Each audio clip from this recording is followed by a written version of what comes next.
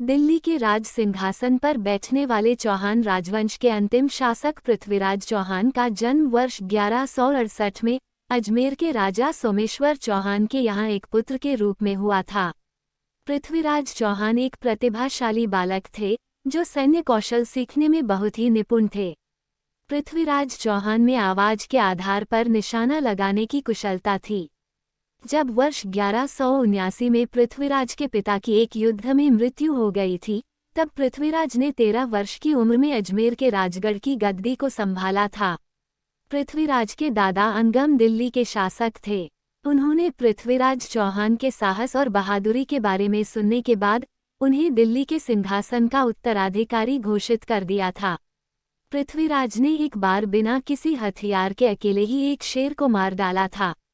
पृथ्वीराज चौहान को एक योद्धा राजा के रूप में जाना जाता था। जब पृथ्वीराज चौहान दिल्ली के राज सिंहासन की गद्दी पर बैठे, तब उन्होंने किला राय पिथौरा का निर्माण कराया। पृथ्वीराज का संपूर्ण जीवन वीरता, साहस, शौर्यवान और निरंतर महत्वपूर्ण कार्य करने की एक श्रृंखला में बंधा था।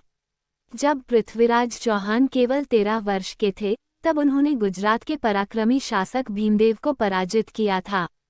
पृथ्वीराज चौहान के शत्रु जयचंद की बेटी संयुक्ता के साथ उनकी प्रेम कहानी बहुत ही प्रसिद्ध है। पृथ्वीराज चौहान उसके स्वयंवर के दिन ही उसको साथ में लेकर चले गए थे।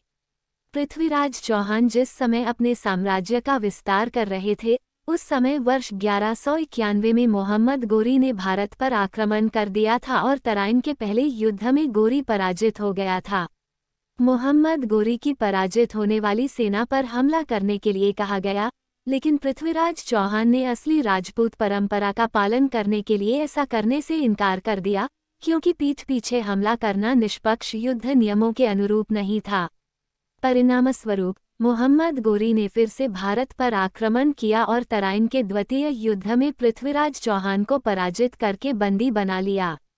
पृथ्वीराज चौहान के साथ काफी बुरा व्यवहार किया गया था, क्योंकि उसने पृथ्वीराज चौहान की आंखों में लाल गर्म लोहे की छड़ डालकर उन्हें अंधा बना दिया था। लेकिन पृथ्वीराज चौहान ने अपना साहस नहीं खोया।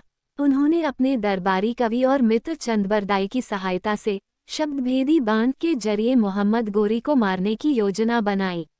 पृथ्वीराज चौहान के द्वारा आवाज के आधार पर निशाना लगाने का उनका ये हुनर काफी काम आया। पृथ्वीराज चौहान ने मोहम्मद गोरी के द्वारा आयोजित तीरंदाजी प्रतियोगिता के दौरान अपने कौशल को प्रदर्शित किया। जब मोहम्मद गोरी ने उनकी प्रशंसा की, तब उन्होंने उसकी आवाज सुनकर शब्दभेदी बाण चला दिया और मोहम्मद गोरी को मार गिराया। शत्रुओं के हाथों मरने से बचने के लिए पृथ्वीराज चौहान और उनके मित्र चंदबरदाई ने एक दूसरे को मार दिया था। चंदबरदाई ने अपने महाकाव्य पृथ्वीराज रासो में पृथ्वीराज चौहान के जीवन काल की कहानी को संकलित किया है। वर्ष 1192 में पृथ्वीराज चौहान की मृत्यु हो गई थी और उनकी मृत्यु के साथ ही उनकी बहादुरी, साहस, देशभक्ति और सिद्धांतों का भी अंत हो गया था। लेकिन चंदबरदाई के पृथ्वीराज रासो और पृथ्वीराज विजय के जयानक में पृथ्वीराज चौहान के अमर कर्म संकलित हैं।